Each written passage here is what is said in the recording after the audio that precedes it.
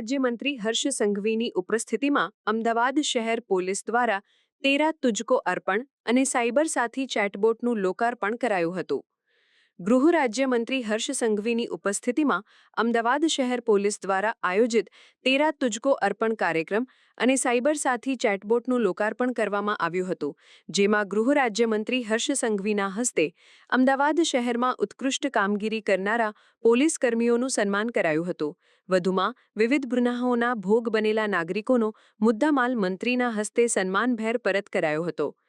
આ પ્રસંગે ગૃહ રાજ્યમંત્રી હર્ષ સંઘવીએ અમદાવાદ શહેરની પોલીસ પર વિશ્વાસ રાખવા બદલ નાગરિકોને અભિનંદન પાઠવ્યા હતા. તેમણે કહ્યું કે સુરત શહેરમાં તેરા તુજકો અર્પણ કાર્યક્રમની પહેલ કરનાર પોલીસ અધિકારી અજયકુમાર તોમરને અભિનંદન પાઠવી જણાવ્યું કે આજે ગુજરાતભરમાં આવા કાર્યક્રમોનું સફળતાપૂર્વક આયોજન કરી નાગરિકોનો મુદ્દામાલ પરત કરવામાં આવે છે.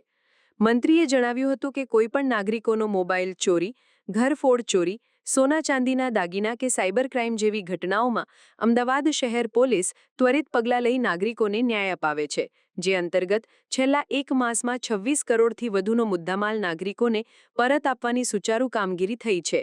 સાયબર ચેટબોટ વિશેની વાત કરતા મંત્રી હર્ષ સંઘવીએ જણાવ્યું કે આજે ગુજરાત પોલીસની સાયબર ક્રાઇમ ટીમ દ્વારા આધુનિક સોફ્ટવેર થકી અનેક ગુનાઓ ઉકેલી તેનું ઝડપથી નિરાકરણ લવાયું છે.